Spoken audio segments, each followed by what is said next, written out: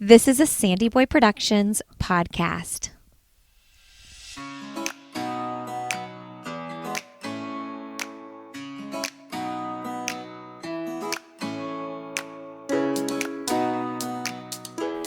Hey everybody, welcome to Why Is Everyone Yelling with Lindsay Hine. I'm your host, Lindsay, and I'm so grateful you're here today. This is a podcast for parents or anybody helping raise kids. My hope is that each week you'll find at least one thing you can take away and use and apply in your everyday life. Today you're listening to episode 20, and I have Zoie Hoffman on the show. Zoie is the founder and owner of Hoffman Tutoring Group. They change the lives of K-8 students and families by providing excellent personalized online tutoring services. This is a topic I think that we all could learn a little bit about, especially in this past year that we've all endured. So many of us facilitating virtual school from home with our kids. I had a lot of questions for Zoie. I think that I talked way too much in this episode, if I'm being honest, but clearly there was a lot on my mind and heart in regards to the topic of schooling and tutoring with kids. And I think that's clear that was because I've been home with kids virtual learning quite a bit over the past year. Zoie lays out some really great tips and ideas for goal setting with our kids. And she also gives some tips and ideas for how to help our kids with homework without getting too stressed out and overwhelmed. Zoie is a new mom herself. She has 7-month-old twins. So we get to hear a little bit about that experience walking through pregnancy and giving birth to twins right smack dab in the middle of a pandemic. If you want to learn more about Zoie's tutoring services, you can find her on Instagram, hoffman.tutoring.group. And don't forget to leave us a rating and review if you are loving this podcast. Share it with your friends. That is a huge help in new listeners finding us. I hope you get as much out of this conversation with Zoie as I did. Enjoy my conversation with Zoie Hoffman. Well, today on Why Is Everyone Yelling, we have Zoie Hoffman on the show. Welcome to the show, Zoie. Thank you for having me. I am so excited to talk to you. One of the things we're going to talk about today is goal setting, which I'm super passionate about. I want to learn how to implement this with my kids. But Zoie, you are the mom of twins and you have a tutoring company. Tell us a little bit about your passion for your work and how you got into that. Why are you excited to pursue this kind of work? Yeah, so going through school, academics were really hard for me, especially in elementary school and middle school. Like it just did not click the way that it did for a lot of other kids. And eventually, like early high school, I finally figured out how I learned and kind of learned how to teach myself some things, and ended up being able to raise my grades and kind of go on to do what I wanted to do, which was to become a teacher because I realized that, different people need to be taught in different ways. So, I got my degree in education at Texas A&M University, and I wanted to be a teacher, but unfortunately, or fortunately, really, it was very fortunate, I met my husband, and he was joining the Air Force. So moving around that often doesn't really lend itself to getting a lot of teaching jobs because you're moving so often and it's not always lined up with the school year. So I started tutoring, and I quickly realized that that was exactly where I needed to be because having that passion for teaching kids in the way that worked for them was going to be really easy when I was working one-on-one with kids. So I fell in love with tutoring, and I did that for a long time. And then I eventually realized that maybe I wasn't always the best person to give that kid what they needed. So I started to expand my company. We turned into Hoffman Tutoring Group, and I started to invite on like the best educators that I could find to provide tutoring services to kids online. And this was way before COVID. And then now everybody's learning how to learn online. So we've been doing this for a little bit, and we really love just like getting to connect with kids and help them learn in the way that they need to learn for themselves. And then also my other part of my job that I'm really passionate about is getting on social media and talking to parents about how to help their kid get the best education that they can. Wow, I love that you thought that through. I mean, obviously, if you want to expand your business, you have to bring on more tutors, but just like you had this unique way of needing to learn for yourself when you were growing Right. up, it's like not every teacher or tutor is going to be the exact right fit. Just like not every therapist is going to be the exact right fit, right? Exactly, exactly. Like I cannot be the best person for everybody, even though I wish I I was. know. I know. I was listening to an interview with a therapist over on our one of the other podcasts in my network, the Illuminate podcast, and it was with a therapist, and that's kind of what he was saying. He was like, "I would love to be able to be the perfect right therapist for everybody that walks in my door, but that's just not always going to happen. So it's really important to be able to kind of give it up and say it's not. I'm not. We're not right for each other." Exactly, exactly. Okay, tell me about your twins. So I have twins. I have a girl named Lila and a boy named Miles, and they're 7 months old. They are my Wow. first children.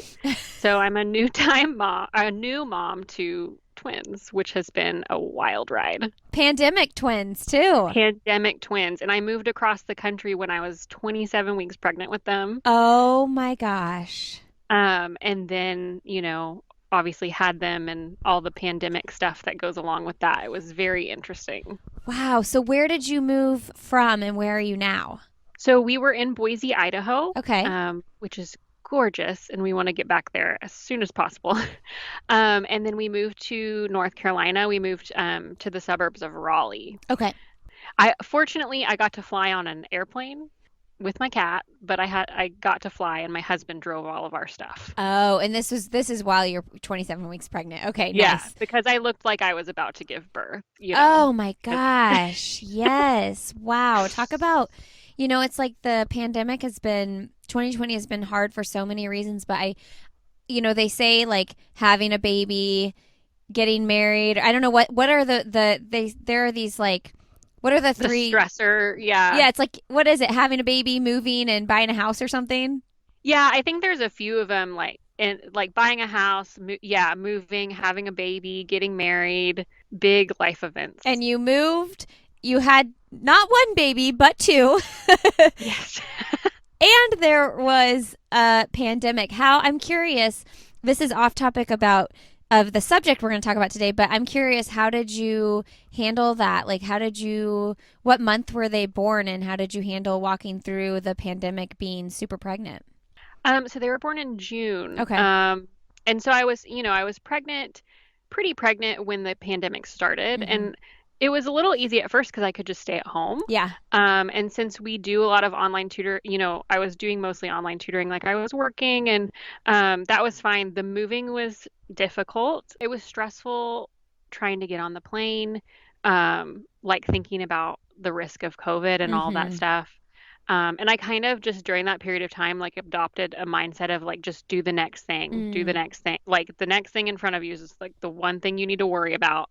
Um, and so we, had to deal with deciding what to do about visitors, but we needed the help. Mm-hmm. So it was kind of learning how to do that risk assessment Mm-hmm. of, I can't do this by myself, like that's impossible, but it's risky to have visitors.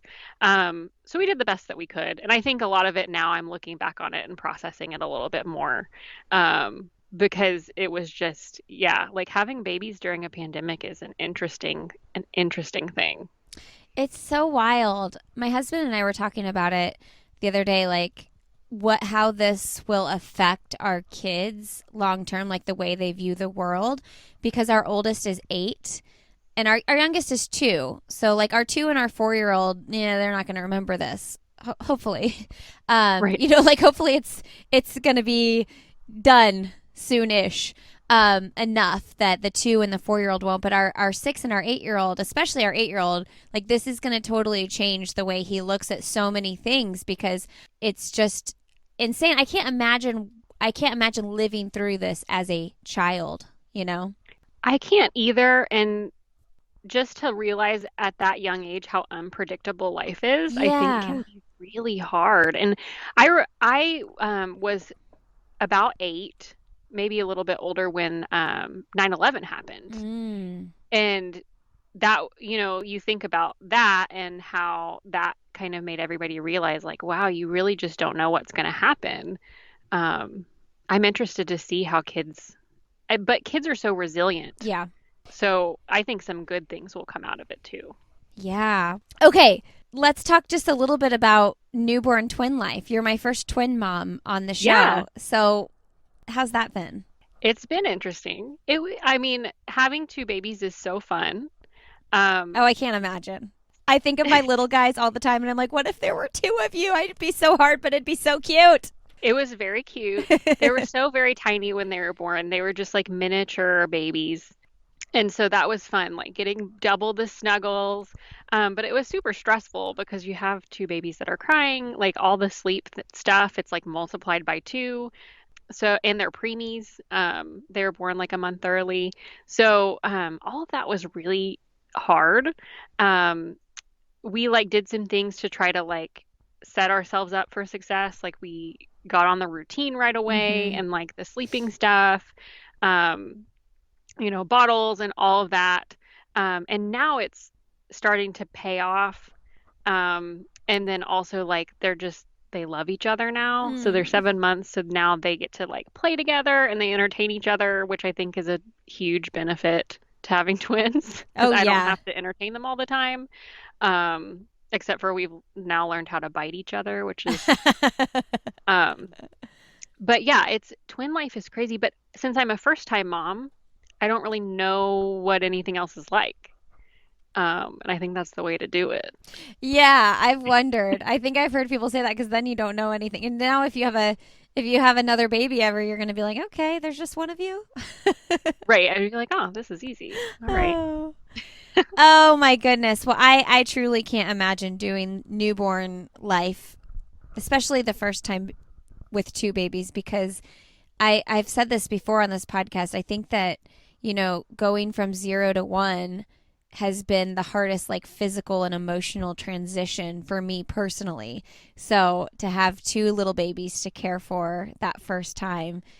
Yeah, it was a huge transition to go from having no kids to 2 kids. And for the first few months, I was just in survival mode. Yeah. Like I'm like, I have to do whatever I need to do to take care of these babies. And so now I'm kind of starting to process a lot of those emotions from when they were first born. And it was hard to like ask for help. We had to have people in our house all the time for the first few months, when my husband went back to work Mm. because I wasn't able to care for them by myself because it was just so difficult to get them both fed and all of that. So when people are in your house, you can't really process things either. Yeah. So finally, I got to the point where I could care for them by myself, and we have people here way less often now. But yeah, it was a huge transition, very hard on like mental health, because of just like the sleeplessness, and then you have 2 babies, and all of those relationship changes, and everything is really hard. But it's everything is figure outable. You can work through it. It's just making sure you get the right resources and the right help. Yeah, I think that's kind of a resounding theme of our episode last week on the show. It's like my episode I did with Lisa Graft. I was like, you have to ask for help because more than likely, I always look at these people who get a lot of help and I'm like, who are these angels that just appear in their homes and help them? And I'm like, more than likely, those people like asked for that help or that. So I think that that's such a huge message to any parent out there because especially in those newborn months, it's like you don't even realize that you're kind of just totally underwater until you, like you said, you're processing it now. Like you look back to what your life was even 5 months ago, I'm sure, and you're like, whoa, how did I even do that? But you have to Right. ask for help. Yeah, and it's hard, especially like if you are a very independent person who maybe didn't need a whole lot of help before. The kind of help you have to ask for when you have kids is totally different. Hey friends, a quick break here to share with you a little bit about Indie Maven. I know we have listeners all over the country and world, but I want to share with you a little bit about something special in my own community in Indianapolis. Do you wish you could be as knowledgeable about what's happening in Indianapolis as you were before things got busy with your career, kids, family, friends? Are you looking to get more engaged and active in your city through the best recommendations ever?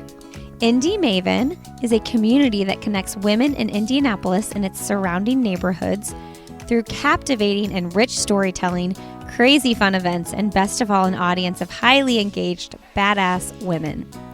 To learn more about Indy's happenings, the trailblazing women making it all happen, and to start making a difference in your community, join the Maven movement. Go to indymaven.com to sign up for their free newsletter, learn about upcoming events, and join their membership program for perks valued at thousands of dollars from local businesses. I am a member of Indy Maven myself, and I love seeing what these ladies are doing for the Indianapolis community. I highly recommend checking them out. All right, enjoy the rest of my conversation with Zoie Hoffman. This is a good transition though, Zoie. Awesome. Yeah, because what Zoie does is she has a tutoring service, and she's, like she said earlier, has been doing this well before the pandemic. So we're going to talk about a couple different things that you're passionate about. And one that I want to start with for sure is goal setting with your kids. So let's go ahead and just start there. I'm a goal setter myself, and I would love to start implementing this in my kids' life, but I'm not really great at doing it yet. So let's start there. Yeah, so I am also a goal setter, and especially like personal life, business life, have always set goals. And then I started to realize that this is something that could be life changing for kids too. So, we talk a lot about growth mindset in the parenting and education world, getting kids to where they feel like they can work hard at something and fail and continue to work hard at it until they get it right. Um, and I think goal setting is kind of the great window into that. So, um, goal setting with your kids can help them kind of feel like they have control over something, right? Because so much of childhood is like not having control because everybody's telling you what to do. Mm-hmm. Um, so giving them a little piece of that control and helping them to learn how to decide what they want and then make the steps to get there can be really life changing for them, especially academically. So deciding kind of what they want to achieve and then deciding how they're going to get there can be something that once you do it with them a few times, they learn how to do it on their own and it becomes how they think about school. I think I started bringing this up like maybe a month ago with my kids. I was like, "What are your goals for the year? Like, what do you really want to do this year?" And it was super casual, and I forget what they said at first, but then it led to like, "I want to go camping this summer." Okay, that was their goal. And then I kind of like was like, that's awesome. Like, I think that's a great family goal to put that on our list of things we want to do. Well, let's go camping. I'll stay at home and you and dad and the other boys go camping. No, but then I wanted to get down to the nitty gritty of it. Like, I wanted to see him, I'm talking about my 8-year-old, really think of some things he wanted to accomplish that he could be proud of. But I didn't know how to facilitate that. So can you give us some ways that we could help facilitate so that we're not like saying you should want to do this or whatever? Yeah. So, and I love how you just mentioned you don't want to be like, you should do this, right? Because the big first thing that I tell parents, and I did a video about this, we were talking about it, of like mistakes you make when you're goal setting with your kids, is don't make it about what you want. Mm-hmm. You have to make it about what they want. And that can be kind of hard because maybe they've never really thought about what they want before because they are so busy thinking about what their parents want and what their teachers want, what their friends want. So, especially if they're a kid like me, I was a very people pleasery Mm. type of kid. Um, so it's usually good when you're first teaching your kids how to set goals is to actually like sit down with them with a piece of paper and do some brainstorming. So maybe if you're, I'm just going to focus on academic goals for the sake of the conversation. Sure. So if you're looking at grades and you're like, what do you want to do? What do you want to accomplish at school this quarter? And maybe they say like, I want to learn better math. And so they're kind of brainstorming through some things that they want to accomplish. Then, as the parent, it's good, or like the next thing you need to do is help them kind of tease out what exactly they want. So, like saying, I want to get better at math. You say, like, what does that mean? Like, how Mm, will you know when you're better at math? And that might lead to them saying, well, I want to get a better grade in math. And so something that is like measurable is what you're trying to pull out. okay. Or like if they were like, I want to get better at soccer, say like, well, what does that mean? Like, what do you want to get better at? And if it's, like, I want to be able to score more goals or, something usually comes out that's a little bit more measurable. And as the parent, because you're kind of acting as a coach, right? Because you're again trying not to impose your own will on your child. Mm-hmm. You're trying to help them kind of pick out something that's going to be a stretch for them, but that's attainable, and then also something that they can measure. And so I always tell parents to kind of focus on that whole SMART goal thing, Mm. where it's measurable and actionable and timely. Um, and once they pick out what they want to do um, or accomplish, then you can kind of help them write down that goal and then think through the action steps that they need to get there. So for like the kid who wants to improve their math grade, they may say, well, I don't turn in my math homework all the time. So maybe one of those things is I need to make sure I turn in my math homework every day. Or, I need to study for 30 minutes twice a week so that I can do well on my tests. This is where when I'm setting goals with kids, I make more suggestions. So, like during that brainstorming period of time, you're just kind of listening. But then the action steps, sometimes kids need Mm-hmm. help kind of pulling those out. Um, or even just thinking about, like, why do I have a bad grade in math? Um, and then from there, so you have that goal set, you have those action steps set.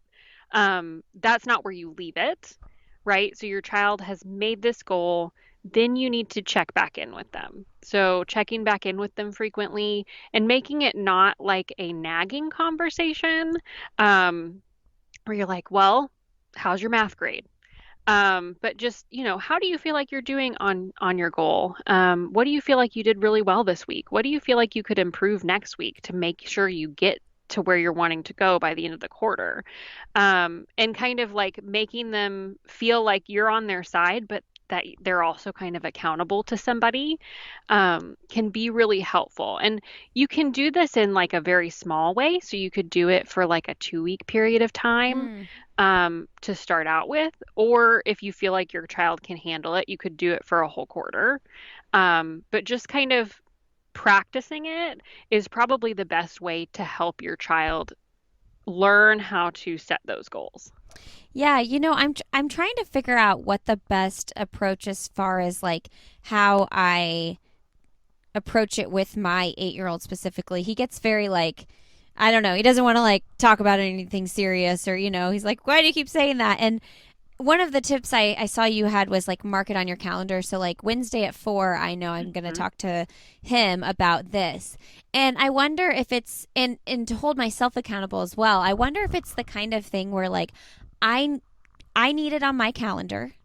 I need to know on Wednesdays or every other Wednesday, you know, an hour after he gets home from school so he's not bombarded, something like that, that I am going to kind of like casually bring it up and not, sit down and make it this business meeting, because I think when I try to do that, he thinks like, what's going on here? So it's like I need to be the scheduled, organized person and hold myself accountable, but then make it more casual for him. Yeah, and it totally depends on what kind of kid you have. Totally. So Yeah. some kids want to know that that conversation is coming, Yeah. so that they don't get caught off guard by Yeah. it. And then some other kids maybe don't need to know when that conversation is coming, and maybe it comes when they're sitting down and eating their snack and you're just kind of chatting. Yeah. I totally agree. And but like kind of having that in your calendar will at least remind you like, okay, I need to do this. And especially if it's something that maybe you're not looking forward to doing. Yeah. Um, or it's hard for you because you haven't done it before. Um, I think it's great to put it in your calendar. Well, yeah, and it's one of those things in parenting where it's like, we both said we like to have goals ourselves. I'm not the best goal setter for myself. Like I think that I could probably come up with a better plan. But if those are the kind of things that we want to do as adults, we need to be setting our kids up for that kind of success when they're little. And because I so much are just like go play, and I'm so for that carefree childhood. But I know that I'm getting to the point, especially with my oldest two, that like these like lifelong values that I want to instill in my kids' life, like I need to kind of just have these conversations, casual or not, they need to happen if at 18, 22, 32, 42, I want my kid to continue living that way. Oh, exactly. And it's something that you teach them, and then, like you said, it affects them for the rest of their life. And sometimes too, like it might happen naturally. Like if they're saying that they want to do something, like I wish I could do a rainbow kick for, soccer or whatever. Like jumping on that opportunity and saying, hey, like I bet you could do that. Why don't we plan it out? I want to talk about too when, you said as a kid you had a hard time learning until you figured out the way that worked best for you. So when you have a kid come to your service, like how do you evaluate them to know what style of tutoring or teaching they might need? So it's very casual. So basically, I usually will get on the phone with the parent. On our website, there is a form that you can fill out to schedule a call with me. And I just kind of talk with the parent about what's been going on, what experiences that child has had, what they're worried about, what has brought them to tutoring. Because usually there's a story there. Um, Whether, the kid has had a hard time for their whole school career, or maybe it's like a new thing this year. And so I kind of get that story. And then I also get from the parents like, well, what works for your child? What kinds of personalities do they respond well to? Um, is there a certain type of way they like to learn or that they've responded well to in the past? And then I match them with a tutor that I think can help them because of their experience. Maybe they need a math tutor. So, getting someone who has a lot of experience in math, was a math teacher, and then, who I think would match with their learning style and their personality.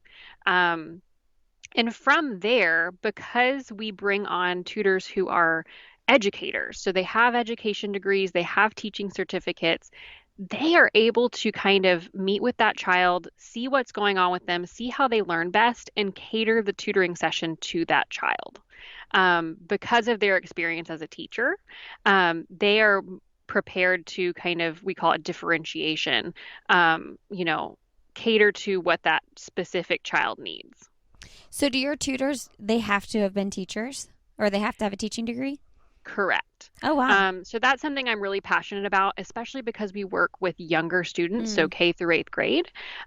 Just because you're good at math doesn't mean you're going to be a good math tutor. Mm-hmm. And so I want them to have experience teaching and have had all of that education as well, because to me, it's very valuable in being able to cater to specific needs. Um, like again, if you're just really good at math, you may not understand why someone doesn't get the math that they're trying to do. Whereas a teacher has thought through that learning trajectory, and knows how to meet a kid where they are. Which is why this year has been one of the reasons this year has been so frustrating for so many parents because our kids have been virtual learning and then we're trying to explain homework and help them with homework side by side And we're not trained to walk through that, like you just said. Like when my son doesn't understand his math, and I'm struggling to understand some of the things. He's only in second grade, but just some of the processes they use now, like Hmm. everything changes. How they teach math now is different than how it was taught when I was in school, obviously. And when I try to walk it through with him, like I don't understand why he's not understanding it and how to like get through it. And in my experience this past year, my only child in school, he's in second grade. My other one is in kindergarten, so that's kind of more play based stuff, really. Right. Um, but my second grader, it's like he gets so frustrated when he can't understand how to do a problem, and then your parent is the person that you're most comfortable with. So of course you're going to be like angry when they try to help and it doesn't work. And then I don't know about anybody else listening, but I would have my son would be like, well, it's your fault if I don't get it right. You throw in that line at me, and that's when you jump in and you try to teach them like it's his responsibility. But anyway, my point with all that is I'm assuming you would suggest if parents are having those troubles, they should bring on a third party to facilitate those lessons that aren't coming together so well. Yeah, I think so. I mean, it depends on the situation, but I about 50%, probably more parents that come to us at some point when we're talking, they say, "Well, why will they do this for their tutor and they won't do it for me?" And I Right. say, "Well, because the tutor's not their mom Right. or their dad or their brother, you know?" So, just having that third party can really help your child. Like that tutor or that person who's helping your child can also hold them accountable to their goals, or can speak into them like, hey, I see that you learn really well doing it this way, whereas maybe they wouldn't listen to you as the parent saying the same exact thing. So a third party can be really helpful, especially a third party who is trained in whatever your child is struggling in. And like there's all kinds of different people that you could call in depending on what your child needs. Yeah. Um, I want to talk about grades with kids. We were talking offline before this, and I said we get report cards, but I don't even know if I can check my kids' grades online. I'm kind of like spacey in the head with that stuff. But then you told me that's good. Like I don't necessarily think you should be checking your kids' grades online. So let's talk about grades a little bit and how we communicate with our kids about their grades. Yeah, so I think that it's good that you don't check your child's grades. I think, there are different situations, and if your child is struggling, and you're working through something, it's probably good to check the grades. But if your child is doing fine, maybe they don't have straight A's, but they're doing okay. Like, you don't need to check the grades necessarily. And I see a lot of kids and parents start to become really frustrated with each other when the conversations are always about grades. Um, the parent is checking that grade site all the time, and the kid maybe too, and then they're having fights about, well, I saw you had a missing assignment and your grade's not good enough in this, or um, you know conversations that end up becoming more frustrating, making your kid less motivated to do what they need to in school, and then there's no productivity there. So I always tell parents, if they want to talk to their kids about grades, it needs to be productive. Mm-hmm. So if you are going to check the grade site or the grade portal, I don't know what everybody calls it, um, only doing it like once or twice a week on a day where your child sits down with you, if you're looking at grades that often and they know that conversation's coming, and talking again about goals or productive, action steps instead of just harping on your child about their grades. Because how demoralizing is that? Like if you were to go into a work meeting and someone just tells you everything that they see that you're doing wrong, Oh gosh. um, like I try to think about it like that, because I mean, I sit in meetings with kids just like me and you are sitting in a meeting and, talk to them about their grades. But if I only harp on the things that I'm seeing that are wrong, how terrible is that? So, kind of meeting with your child and saying, like, I see that you're doing really well on these things. Now let's talk about what's what's going on with these things? Like, how can I help you? Or what is a goal that you could set to like get to where you want to go? What are some action steps you need to take? To improve this grade. Like maybe your family has values and rules around what specific grade your child needs to get. So help your child get there by making them think through, like, oh, I have a lot of missing assignments. I need to turn all of those in. Um, and then also, when thinking about grades, try to let your child do as much as possible. So if your child is one of those kids who has a million missing assignments and they need to talk to the teacher about it, you don't email the teacher, help your child email the teacher or role play with them how they're going to talk to the teacher about their grade. So putting more of the responsibility on your child instead of kind of shouldering it yourself. Wow. I'm sure a lot of teachers would really appreciate that. And it's way easier said than done. I I'm know sure. that. Yeah, yeah. But the more you can give your child practice with that, just like we were talking about with the goal setting, it's going to help them when they're 18 and 22 and 42. Learning how to talk to other adult or other people and adults about things that they need to get done is really a valuable lesson. Yeah, it's like this fine balance too with the teacher relationship. It's like you want to give your kids' teachers all the support you possibly can, and at the same time, you also want to make sure you're keeping your distance, COVID aside, to and like space to let the teacher do their job and not be intrusive. I imagine there are some pretty overbearing parents out there for teachers. I mean, I remember growing up, friends' parents who would like do the science projects basically like for their kids. I remember one friend, she would be like, we were up till 1 a.m. doing this project. I'm like, what do you mean we? Your mom was sitting on the floor with you till 1 a.m. doing your project with you? Oh my goodness, my parents would not have done that. No. And so I think that that's another good talking point though, is like making sure that like we're giving our kids the responsibility to do their own work, because it could be easy when your kid is asking you questions and you just want them to finish so your whole family can move on with your night, to just jump in there and like be like, hey, it's just this. Hmm. Exactly. I mean, and there's a lot of like, I mean, I feel like dealing with families and education, there's so much psychology in it, Yeah. but you have your own fears and your own anxieties and all of that can drive you to feel like you just need to give that little bit of extra help. And sometimes you do need to do that, but sometimes you need to step back and maybe if they didn't do their science project until the night before, let them have some of those natural consequences. Yeah. Because then you're sparing yourself maybe having that same crisis next year. Yeah, that's so good. I wanted to touch on too, when we were talking about checking the grades.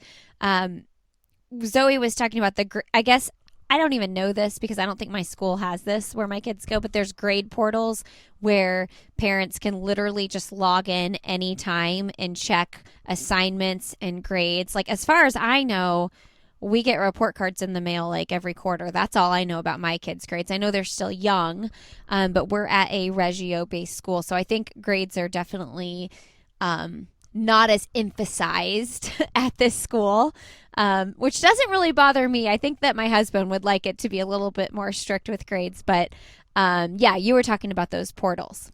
Yeah, and they can be a really great tool because being able to see maybe if your child is getting so far behind that they're never going to be able to catch up is a good thing. Sure. But then checking it as often as you check social media is a bad thing.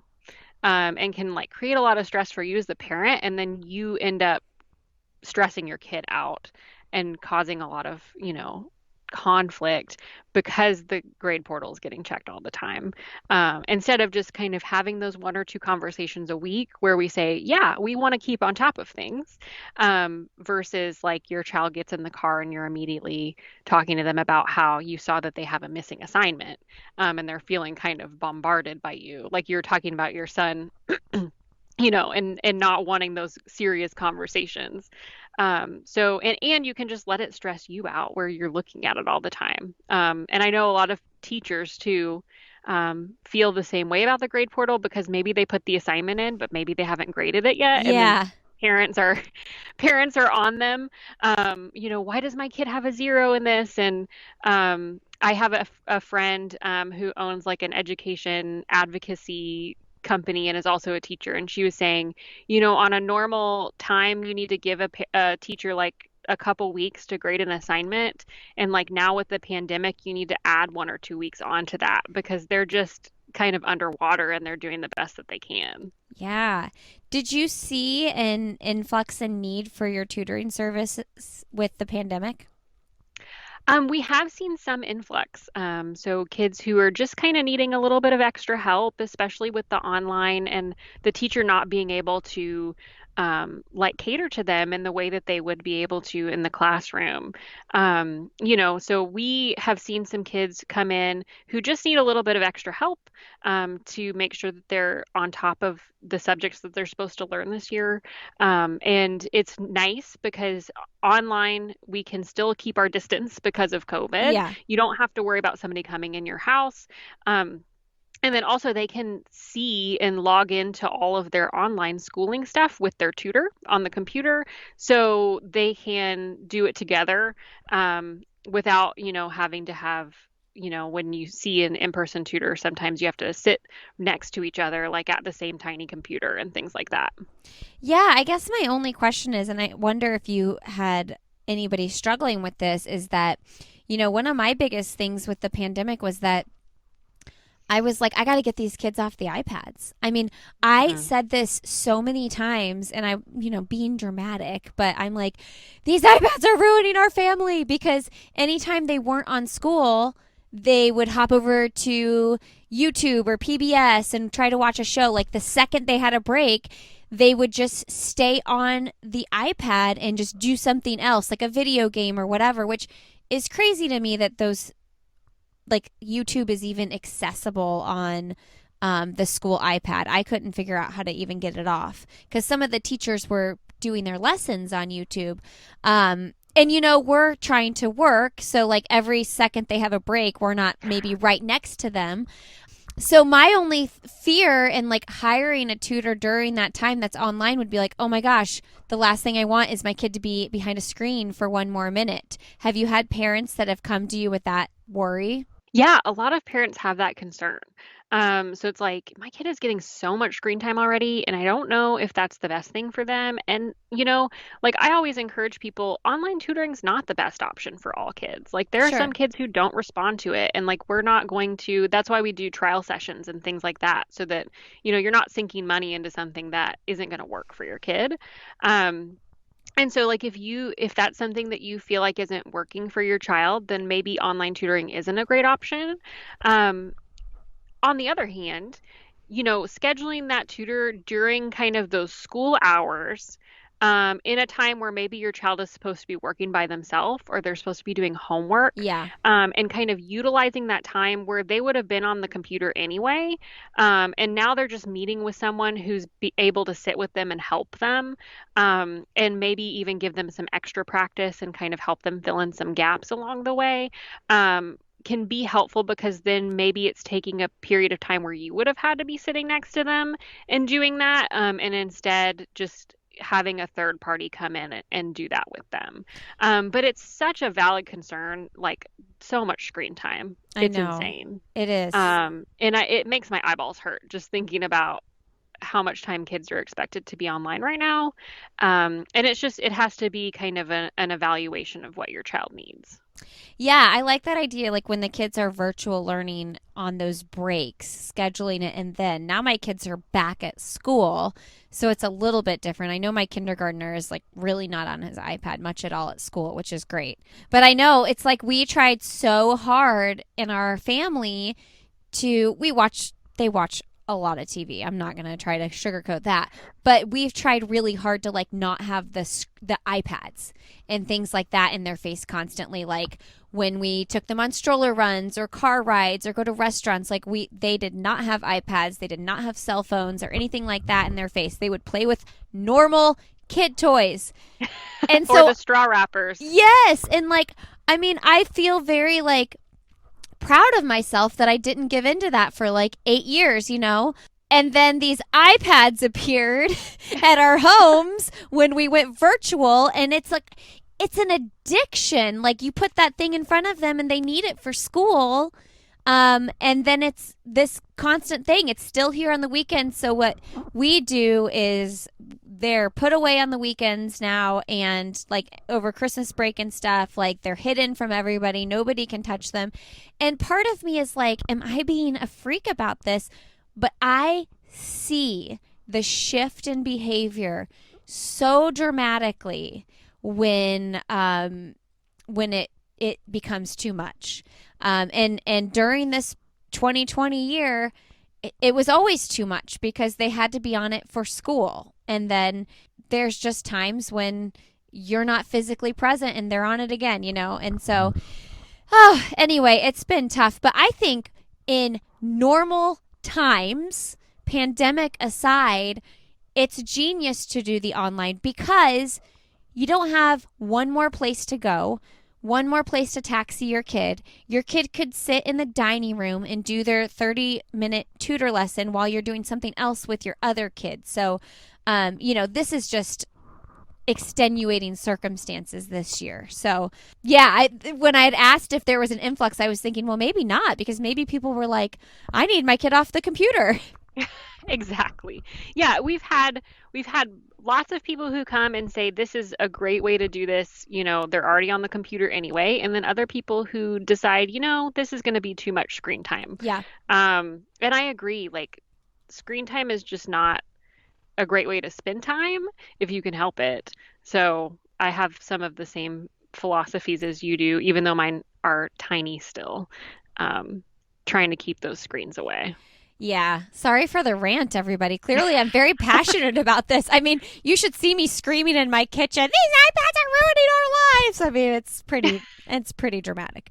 Okay. So lastly, let's just talk about a couple tips for ways as parents, when we are the person helping with the homework, that we can do it with the least frustration as possible. Yeah, this one's a hard one. I know everybody fights about homework. So, if I were to give just a couple of actionable tips that could help you today, number one is to know your resources ahead of time. Ooh. So, thinking about the places that you can go to get help if your child needs help with it and maybe you don't know the answer. Yes. So, like math, right? That's a big one for everybody. So things like Khan Academy, or maybe the teacher has some resources listed on their website, or there's like the book online, or there's videos that you can watch. Find the resources that you like, and like maybe have a Word document or a Google Doc somewhere where you keep all the resources. So you're not spending time like racking your brain, like where can I find this information? Or maybe even having on there like people you can call, like Uncle Dave, who's really great at math. Um, and then if your child is older too, like you can just refer them to that list and say, okay, figure it out. Yeah. Here's the list, and you can figure out how you're going to find this information. And then second, like the thing that I love to tell parents to do is have like a station, a homework station. So I have all kinds of content about like how to help your kids set up a learning area. But the biggest thing is to get a bucket or a shower caddy or something and put all the supplies that your child might need for homework in that area so that they're not getting distracted by, you know, having to gather things for what they need to do. And it kind of keeps you out of the equation because they're not asking you for stuff all the time. And then also, so like the last thing, and this is kind of, I've had parents be like, what? Like you would do this? Just know when to stop. Yeah. So sometimes you get to a point where your child's in tears or you're in tears, or, super frustrated and your child is not understanding it. They've spent so long on this homework and they're just not getting it. Just quit and email the teacher. This is when I am fine with emailing the teacher and saying, here is what we had trouble with. If you could talk to them, or, I don't know what we need to do to help, but we stopped the homework because it was becoming an issue. Um, the teacher will appreciate the communication. I mean, don't just send your kid to school with the homework not done and say like, well, whatever. Communicate with the teacher about why that didn't work. Um, and then, hopefully they will give you some resources or give your child some guidance. Because letting homework become like a big stressful thing, because maybe that stressful event happens, and then the next time it's time to do homework, your child is Mm, like already on edge, yeah. and it becomes worse and worse and worse. And then the homework is just a battle every night, or even if it's just taking too long and your child is going to be sacrificing sleep, um, get them the sleep over the Yeah. homework. So kind of knowing when to call it quits is probably my number one suggestion for parents. That seems a little bit counterintuitive because I know a lot of us were raised in like you must get it done. You cannot say no that you're not going to do it, but sometimes you just got to walk away. I love that tip too. I mean, that's so relevant to life right now too. I feel like there was this surge in hustle culture, for My so gosh, long, yeah. right? I just tweeted this the other day. I said, "You don't have to keep up. You do you." And I really meant that wholeheartedly because there is this like mentality like, you can do more, you can do more. But we all know that we're better the next day if we shut it off, go to Mhm. bed. Usually when I do that and then I wake up at like 5:30, if I can power through 30 minutes of work at 5:30 in the morning, that 30 minutes is so much more productive than anything I'm going to do at 10 p.m. And that's the same for our kids.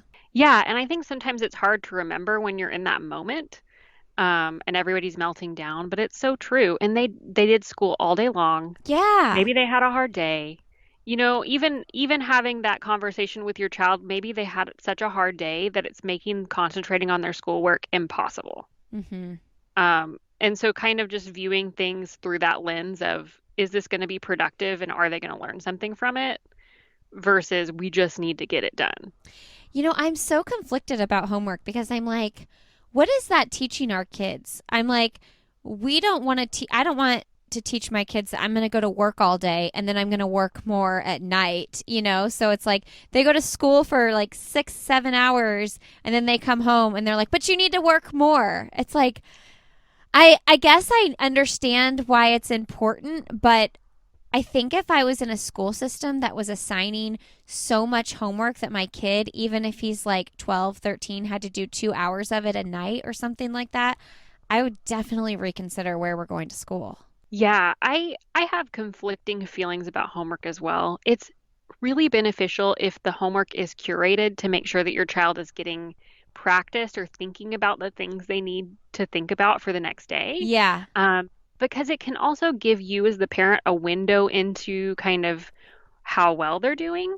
Because you're seeing them do it, Hmm. and you're having to help them sometimes. And it gives the teacher a window into how well they can do it on their own. But sometimes homework is just busy work. Yeah. That's it. If it needs to be, yes, it needs to be productive. Like you said with the goal setting or what were we talking about? We were talking about productivity. Like the conversation, like a conversation about grades. It needs to be a Yeah, productive conversation. You can't just, say why didn't you turn this in? Why didn't you do this? If it's not going to be productive, let's think about why we're bringing it up. So, let's think about why we're doing this homework. exactly, exactly. I mean, as an educator, I could do a whole podcast episode on homework Now just I want to because do that. I know maybe we should. We'll schedule it. Yeah, we'll But schedule another one. like, yeah, it's just, homework has a place, but it's not always the place that we've given it. And I mean, you could get into American culture and all of that and how that's contributed to the what we do as far as homework. Sure. But really great teachers will only give your child practice that is needed, unless there's school policies that make them do something different. Wow. Man, I'm entering a whole new ball game right now with a second grader. Like I feel like this is really our first year where I'm like, okay, this is really school. Would you say Mm. what grade would you say that it like really starts feeling like that? Around second or third grade, usually third grade or fourth grade is when kids we see the most kids come into tutoring around third grade Okay. and then again around like seventh grade Yeah. because those are like the years where things get really real. It's been all fun and games, and now here we are. Real life is really starting. Right. All right. Well, this has been great. And we are going to link to your tutoring services, and I am going to keep them in mind for if we ever have these frustrating homework conversations at home. I seriously, we don't even have homework right now. So, and I know friends in other school systems whose second graders have lots of homework. So, I'm Man, thankful for that, but my son just says he gets it all done during the school day, and I believe him. Maybe that's I'm great. maybe I'm being gullible. Maybe I'm being gullible. I don't know, but I believe him. I mean, if that catches up with him, then that'll be a great conversation that can be had. That's right. I love it. Well, let's wrap up with some end of the podcast questions that I always ask my guests. What's the best most recent book you've read? So I read, and I'm gonna look because the title is very long. So my favorite book that I've read recently is The Happiest Kids in the World: How Dutch Parents Help Their Kids and Themselves. Nice. I don't know if you read that one, but it was very eye-opening as far as the way that we think about things as Americans Mm. in parenting, versus kind of how people in other parts of the world think about parenting. And it really got me thinking. Man, it's so important to look outside of what your little world is. Because it's like, oh my gosh, we're just this one tiny blip of an entire Exactly. world. What was your biggest takeaway from that book?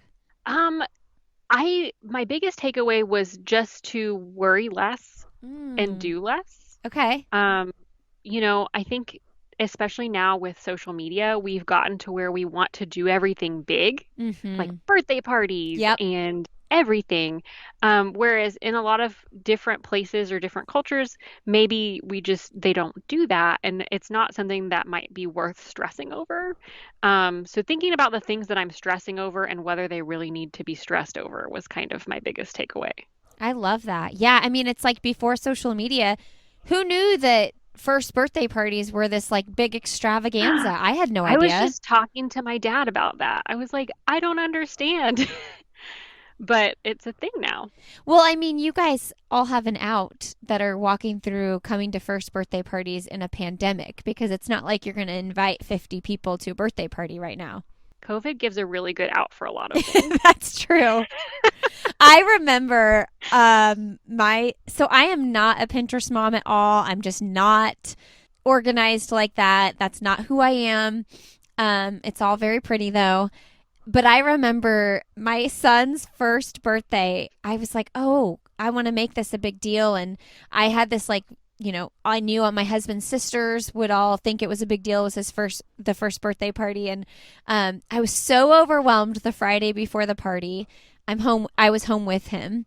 And I was Yeah. going to make the cake myself. I was going to do all the things. And I was like nearly in tears. And my husband on Friday morning was like, I took the day off to help you. And it was like the Oh, best thing ever. But now looking back, I'm like, I can't believe he took the day off work just so I could prepare for my one kid's 1 year old birthday party. And now, now when any kid, we've got four of them now, whenever anybody has a birthday, we order the cake from our favorite bakery and we invite our closest neighbor friends over whatever day the birthday is. So we don't wait for like Saturday to have a big party. It's like if the birthday's on a Thursday, guess what? At 4 o'clock after school, our three closest neighbor friends are coming over, and that's how we're celebrating the birthday. And I'm not making the cake. that's great. Right? But yeah, the Pinterest thing, it Instagram is worse than Pinterest, I'd say, Hmm. in today's culture, for Oh, for sure. sure. So what are you going to do for the first birthday? I have no idea. I think we're just gonna get a cake and be happy that we made it to the first year. That's awesome.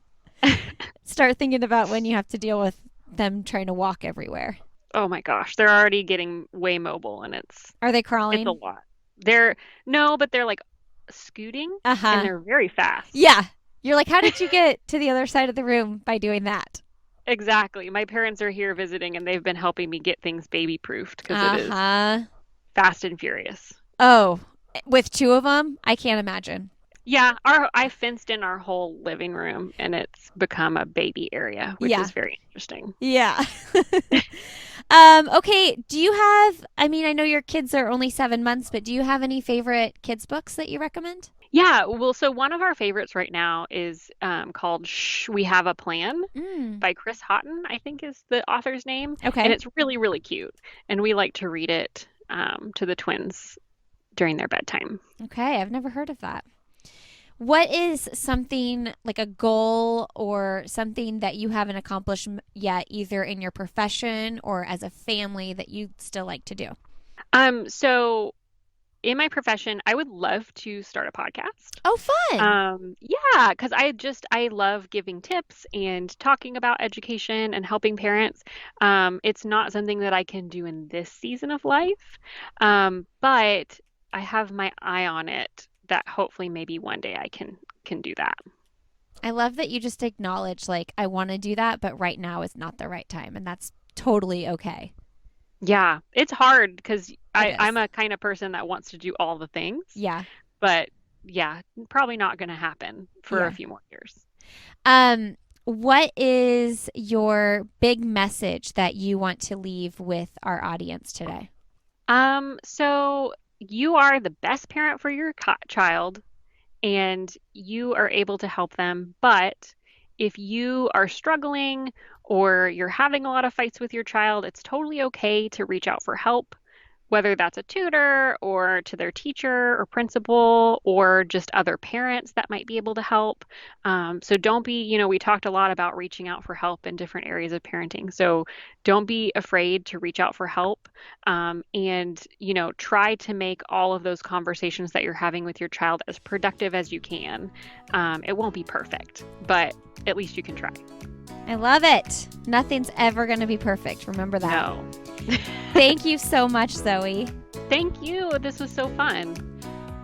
Hey, friends, thanks so much for listening today. Thank you, Zoe, for coming on the podcast. I'm sure there are many parents walking away feeling empowered to help their kids with their homework and also maybe set some goals. Don't forget to check out Zoie Hoffman.tutoring.group over on Instagram, HoffmanTutoringGroup.com. If you want to check out their website and see what they have to offer, you can find this podcast on Instagram. We are Why Is Everyone Yelling? You can find me personally on Instagram. I am Lindsay Hine 626. I'm also on Twitter at Lindsay Hine, and we have a Facebook group for this podcast, Why Is Everyone Yelling? Check it out and come connect with the community over there. Thank you for being here. Thank you for giving this new podcast, still feels new to me, a shot, and share it with your friends if you are enjoying it. And I will look forward to seeing you next week. Have a great rest of your day.